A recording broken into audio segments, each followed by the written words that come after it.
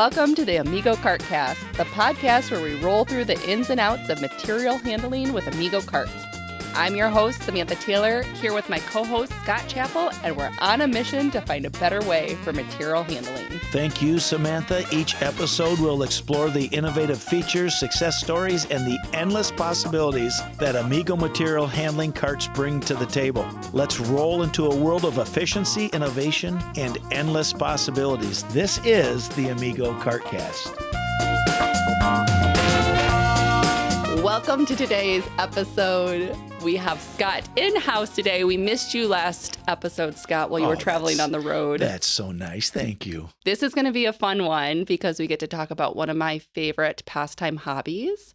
What would that be? Shopping. Imagine that. Yes. So for those who don't know, just a little history and background for me. My background is actually in fashion marketing and management, which equates very closely to industrial sales of what I'm doing now. Very close. And after I graduated from college, I worked in a retail setting for many, many, many years before I ended up working here at Amigo. How were the hours? Yeah, it's tough. It's a tough world out there, let me tell you. And the trends that we see in retail are so fascinating to me because, you know, when we were all growing up, people would shop in stores. And now, how are they shopping?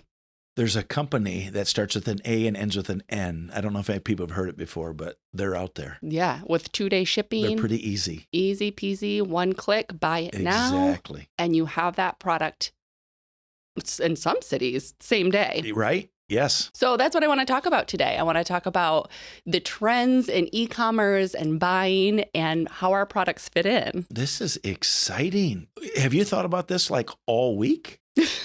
Yeah. You know what's crazy though? I remember very on in my retail career, I was interviewing for, it was like an entry-level supervisor position. And, you know, they always ask at the end, you know, what questions do you have for me? This is the interviewee asking me as a young adult. Right. And my mind's like, I just want to know it all. And I remember saying, I just truly want to understand the whole process of like, how do they buy the product to then distribute it out to the stores, to then sell it at the stores, so then the end consumer can have exactly what they want. I think that was a very big picture back there. But fast forward many years now to today, I can tell you how they do that. I would think just out loud that there's a big warehouse somewhere centrally located in the United States where they get that stuff shipped from. Well, you would be right. That's where we're going. That's right. Fantastic. I'm pretty sharp. So talking about that, Samantha, historically, I think like DCs, fulfillment centers for this retail organization you work for, probably are pretty big in a centralized location, right? That's how it normally happens, or that's how it used to happen? Yeah. So I think what traditionally would be is there would be distribution centers, and this is for all retailers, Right. Big warehouse that would probably palletize boxes of inventory to ship out to stores.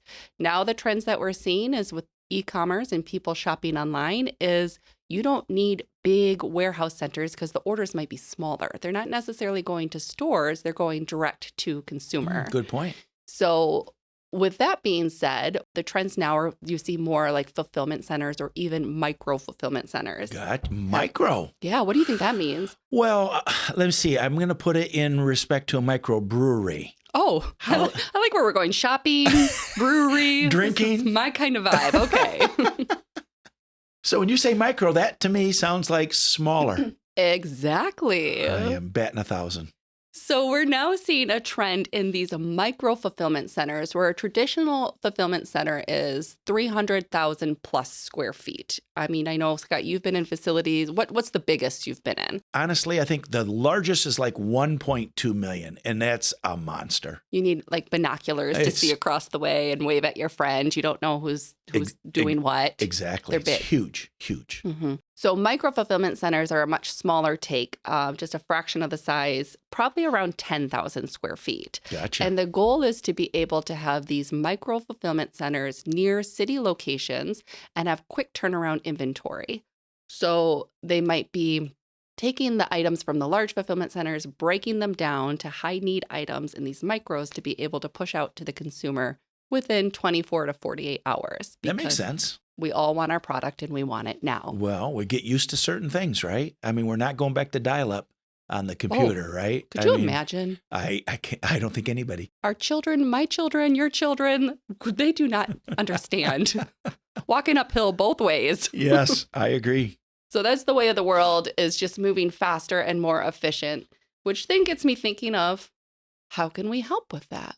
Oh my gosh, you mean the 10,000 square foot micro Yeah. fulfillment centers? So if we're looking at efficiency within a warehouse, we've talked a lot about different maintenance settings. Yeah. We've talked about janitorial settings. Now let's talk about order picking and fulfillment settings. And it's funny you mentioned this, because I don't know if people have seen our website, if they listen to this podcast. I don't know how far they've dove into our product line, but our products can be used in many different applications. So even if it's a smaller facility, you know how we always talk about fork trucks and bigger equipment? I think then our products in that smaller facility can become the bigger product compared to a fork truck, right? Yeah. That's how that could work. I think so too. Yeah. Like a micro fork truck. Okay. It's not quite the same We thing. don't lift but anything, but we move stuff. In fork trucks, obviously they go racking and shelving, and they'll go up 8 feet, 10 feet, 30 feet, 50 feet, whatever the case is. Our products are designed to move things. We don't lift anything. We can put boxes and products on our products and move them through the warehouse, but we don't actually lift anything. So possibly in a micro fulfillment center, like in a standard warehouse, they might have 5 racks, so 5 high. In micro, it may be, and I don't know this, so I'm sorry, I'm not the expert, folks. All you do is have to move it. And that's exactly what we do well. I picture, because of the quick turnaround, and of course with my background in retail, they probably bring them in larger shipments and then have somebody sorting the items. So I can't imagine that they have high racking systems, because it's that quick turnover. Right. They're bringing it in, quickly sorting it to then push it out. Right. So that's where our Amigo product could easily get into smaller, tight areas, as well as move product efficiently without having to use those large fork trucks. And I don't know either. So if we have anyone who works in a micro fulfillment center and would like to invite us for a tour, we would love to see your facility. Yeah. So what's also funny is this kind of goes in the relation to a previous podcast.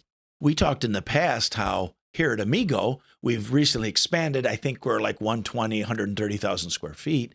Before that, we were smaller, and we're using our products. Yeah, we make them, but they're very efficient. We were using our products in 10, 15, 20,000 square foot facilities, because those are the buildings that we had before we added this last big one on. So I'm just going to tell you, this fits right kind of up our alley, because once again, we build them. But I go out back every day, and I see our people riding them around, and you kind of go, is it big enough here? It doesn't have to do with the size. It has to do with, what are you carrying? How were you carrying it? And how quick can you get it to the line? So I think it's very scalable. Yeah, right? I agree. Maybe, like we just mentioned, haven't necessarily been in micro fulfillment centers. I think it would be an amazing fit. But we are in large distribution centers and fulfillment centers. And our fulfillment centers that are that 1+ million square feet are typically, they just have more. They just have hundreds of Amigos versus maybe just a few. So that's where our product is very scalable to the size that is needed, depending on the size of the building and what they're using it for. No, I agree. So, Scott, since we're already in these larger fulfillment centers, we've seen it, we know it. How would you recommend these micro fulfillment? How would we be able to see our products there? Well, I'm going to tell you, there's probably a couple of different things. When we did originally talk about the million plus, 500,000 plus, what's funny when you go into those operations is that there's normally multiple fork trucks rolling around, and they're back and forth. They're beeping the safety and all of that, right? They've also got pallet jacks. They've got manual carts, and they also probably have electric pallet jacks that are moving pallets, right? Exactly. Off these larger, taller racks. So how I see our product working in a micro fulfillment center would be, there's probably one fork truck that is moving around larger items. And then what I would see, because it's smaller, are manual pallet jacks that people are moving pallet size orders around. Where we're going to fit in is that if let's say there needs to be 3 boxes on aisle 4 and there needs to be 6 boxes on aisle 10 that need to be picked, we've got 2 or 3 options. A fork truck in a congested area because it's smaller. Yep. No bueno. A person with a push cart walking down 4 and 6 and 10 and picking these boxes up, or possibly electric pallet jack doing the same thing. That's where I think our product would shine, whether it's a towable product and a trailer, or our Dex Pro Plus, which is our most popular product with a trailer on back. Now they can pick those 8 or 10 smaller boxes up on our product. They can zip around the corner. They can run it down to shipping. They can come back and do the next order. So honestly, I don't think it's too small of a facility at all, because once again, our product's a small footprint. Mm-hmm. I mean, it's less than 8 feet. It's less than 7 feet long. It's less than 35 inches wide. It turns on a dime. I mean, all those sold. things. Can you, since you're on a roll, can you share with everybody how they would be able to see this in their facility? How do they get a hold of you?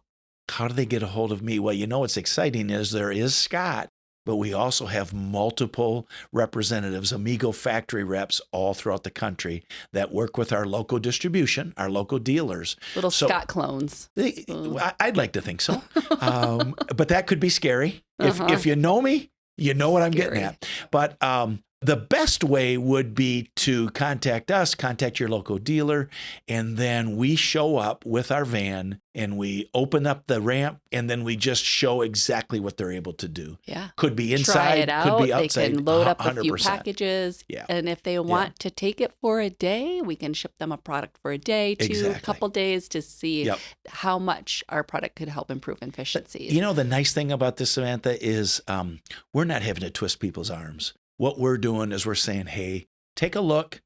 Do you want to try it? Then try it out. And you know what? If it works for you, fantastic. Let's move on. If it doesn't work, that's not a big deal. So a lot of great conversation on e-commerce and trends today on how people are shopping. I'm guilty as one of them.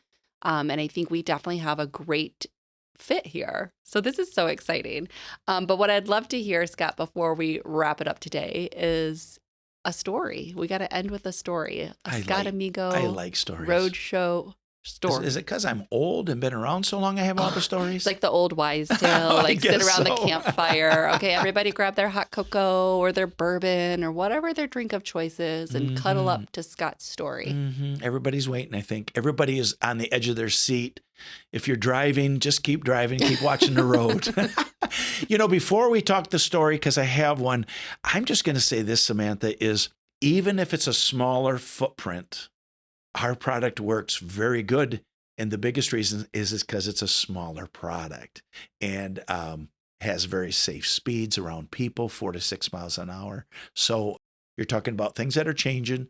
And I think we can accommodate those changes. Now, as far as the story goes, this is a recent demonstration we did for a company that is large, not a micro. So we're not there yet, but it's a large company. And as I was talking to this gentleman about what his needs were, he was like preaching to the choir. He says, we have fork trucks that are moving things around. It's a fulfillment center as well, so it fits right in. We have smaller loads. We have a hot water heater we need to move. We have smaller coupling boxes. And the way they do it today is they get a fork truck, they put it on a pallet, and their protocol is if it's on a pallet, it has to be strapped. So they go to all this work to put this 150-pound box. 150 pounds, everybody, is not a lot. Okay, look at your hot water heater at home. It's not that big. So what they're very interested in our product to do is pick up these smaller orders with our products that they do not have to, 1, strap down, take all the extra time. It's all about efficiency. And 2 is take a bigger product, potentially in an area that is congested, and just kind of be maybe not as safe as an environment.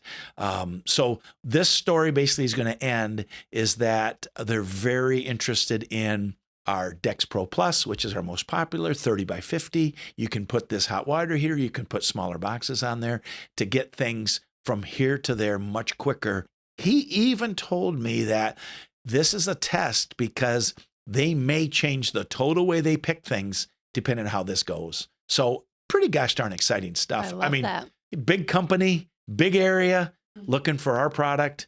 They didn't know it until they seen it. And now that they've seen it, they're interested. Yeah. Again, like that scalability, like that's a larger facility, but definitely could fit any needs that you might have. Exactly.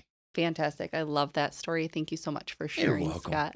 I think that wraps up another episode. Oh, I don't want to say that because we say that at the end. Yes, it is the end. Until next time, keep it rolling. And that wraps up another episode of the Amigo Cartcast. We hope you enjoyed this exploration into finding a better way for material handling with Amigo carts. Be sure to subscribe as well as go to myamigo.com/podcast to see pictures and videos mentioned in today's episode. Thank you for tuning in, and until next time, keep rolling with Amigo. Until next time, keep it rolling. Keep it rolling.